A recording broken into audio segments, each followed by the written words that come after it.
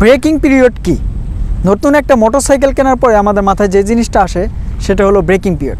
নতুন একটা বাইকের আপনি ব্রেকিং পিরিয়ড কিভাবে প্রপারলি মেনটেন করবেন? একটা নতুন বাইকের ব্রেকিং পিরিয়ড চলাকালীন অবস্থায় সেই বাইকটাতে কি কি কাজ করতে হবে আর কি কি কাজ করা যাবে না। আপনার শখের বাইকটার যদি আপনি ব্রেকিং পিরিয়ড প্রপারলি মেনটেন করেন তাহলে এক সময় আপনার সেই বাইকটা থেকে কি কি ভালো দিক পাবেন বা কি কি উপকার পাবেন। আর যদি আপনি প্রপারলি মেনটেন না করেন বা ব্রেকিং পিরিয়ড না মানেন তাহলে সেই বাইকটার কি কি ক্ষতি হতে পারে। সো আজকের এই ভিডিওতে আমি মোহাম্মদ সৈকত মির্জা এই বিষয়ে আলোচনা করব।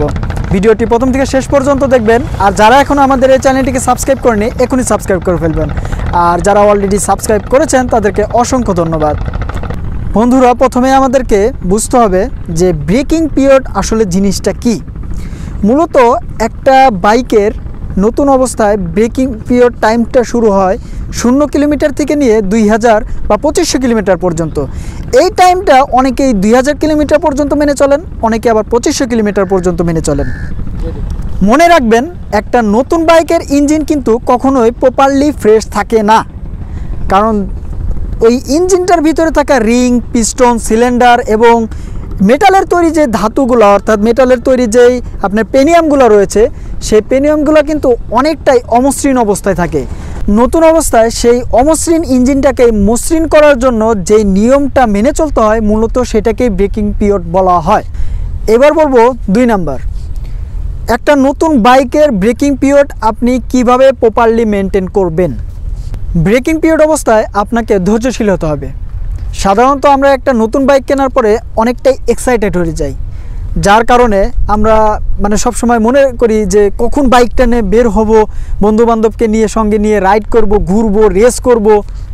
মনে রাখবেন, এটা কোনোভাবেই করা যাবে না, কারণ এই যে 2000 বা 2500 কিলোমিটার পর্যন্ত আপনি যেটাই মেনে চলেন না কেন সেই টাইমটার মধ্যে আপনাকে এই বাইকটা এমনভাবে ইউজ করতে হবে যাতে করে বাইকটার কোনো প্রকার প্রেশার না পড়ে, ইঞ্জিনটার উপর কোনো প্রকার প্রেশার না পড়ে।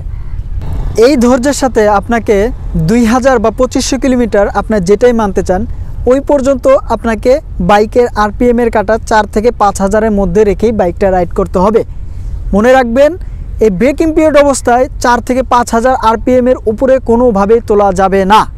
এইবার আসি ব্রেকিং পিরিয়ড অবস্থায় আপনার বাইকে কি কি কাজ করা যাবে আর কি কি কাজ করা যাবে না। প্রথমে বলবো কি কি কাজ করা যাবে না।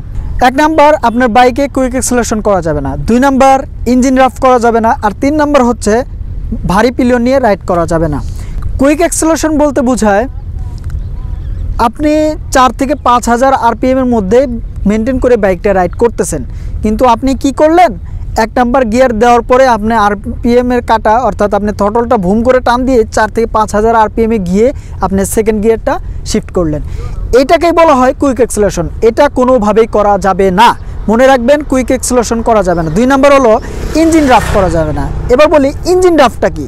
আমরা যখন দিনের শুরুতে বাইকটা প্রথমে স্টার্ট করি তখন ওইভাবেই কিন্তু আমাদের 4 থেকে 5 মিনিট রেখে দেওয়া দরকার।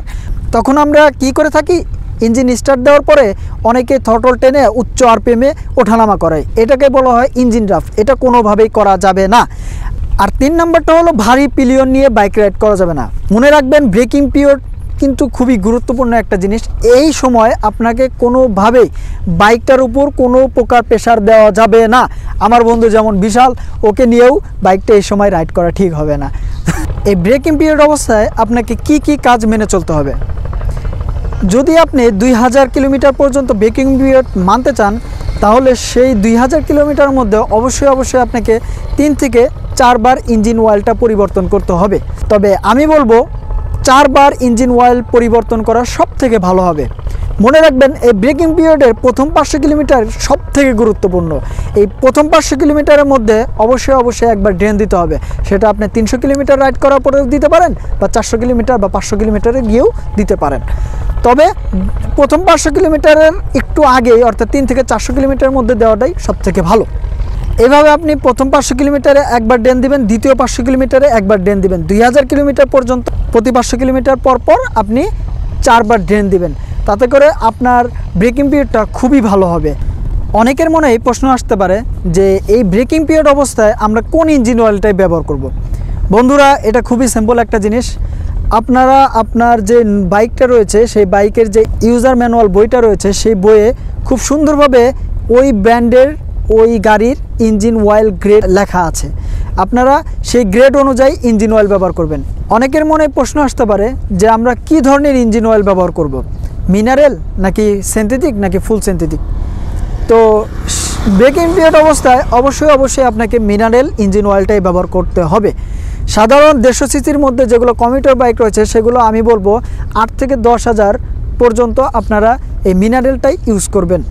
আর যেগুলো প্রিমিয়াম সেগমেন্টের সুজুকি GSX-R, R15, V3 বা আপনার CBR এরকম যেগুলো প্রিমিয়াম সেগমেন্টের বাইক রয়েছে সেগুলো 3 থেকে 4,000 পরই আপনারা ফুল সিনথেটিক অয়েল ইউজ করতে পারবেন। এবার আসবো সর্বশেষ কথায়। ব্রেকিং পিরিয়ড যদি আপনি প্রপারলি মেনটেন করে বাইক রাইড করেন তাহলে আপনার বাইক থেকে আপনি কি সুবিধা পাবেন, আর যদি না করেন তাহলে আপনার বাইকে কি সমস্যা হতে পারে। যদি আপনি আপনার শখের বাইকটার ব্রেকিং পিরিয়ড প্রপারলি মেনটেন করেন তাহলে আপনার বাইক থেকে আপনি ভালো একটা মাইলেজ পাবেন। এক সময় গিয়ে আপনার বাইক থেকে ভালো একটা টপ স্পিড পাবেন। আমি হিরো হাং চালাই, অনেকের টপ স্পিড আমি দেখেছি 120-22, কিন্তু আমার এই হিরো হাং থেকে আমি 126 পর্যন্ত পেয়েছি। আশা করি আরও পাবো। নেক্সট টাইম আমি আমার বাইকের টপ স্পিড নিয়ে অলরেডি একটা ভিডিও আছে, পরবর্তীতেও আমি আর একটা ভিডিও করব। আর আপনার সবথেকে উপকার যেটা হবে সেটা হলো আপনার বাইকের দীর্ঘায়িত্ব অনেক বেশি হবে। আর যদি আপনি আপনার বাইকের ব্রেকিং পিরিয়ড না মানেন তাহলে আপনার বাইকের সবচাইতে বেশি ক্ষতি যেটা হবে সেটা হলো ঘন ঘন ডিস্টার্ব করবে, আপনার বাইকের ইঞ্জিনের দীর্ঘায়িত্ব কমে যাবে, মাইলেজ কমে যাবে, আপনার ব্রেকিং সব দিক দিয়েই খারাপ হবে। এক সময় আপনার বাইকের প্রতি অভক্তি চলে আসবে, আর ঘন ঘন আপনার বাইকটাকে সার্ভিসিংয়ে নিয়ে যেতে হবে। তো বন্ধুরা, আশা করি আজকের এই ভিডিওটা অনেকেরই উপকারে আসবে। যদি ভালো লাগে অবশ্যই লাইক কমেন্ট শেয়ার করবেন, আর আমার জন্য দোয়া করবেন। আপনাদের জন্য দোয়া করছি আমি সব সময়। আর সবাই আমাকে একটু সাপোর্ট করবেন, আমি যেন আপনাদেরকে আরও ভালো ভালো কিছু কাজ উপহার দিতে পারি। তো আজকে এই পর্যন্তই। সবাই ভালো থাকবেন, সুস্থ থাকবেন। আজকে আমার এই ভিডিওটি করার জন্য যারা আমাকে সহযোগিতা করেছে তাদেরকে আপনাদেরকে একটু দেখাই। This Tanjim and Noman. So তাদের একটা ইউটিউব চ্যানেল রয়েছে, বলো তোমাদের নামটা? তানজিম আহমেদ নামে একটা ইউটিউব চ্যানেল রয়েছে, চাইলে আপনারা সেখান থেকে ঘুরে আসতে পারেন। তারা কমেডি ভিডিওগুলো করে থাকে, আমার কাছে খুব ভালো লাগে। তো আমি তাদের ভিডিওগুলো সবসময় দেখি, আশা করি আপনারাও দেখবেন। সবাই ভালো থাকবেন, সুস্থ থাকবেন। আল্লাহ হাফেজ।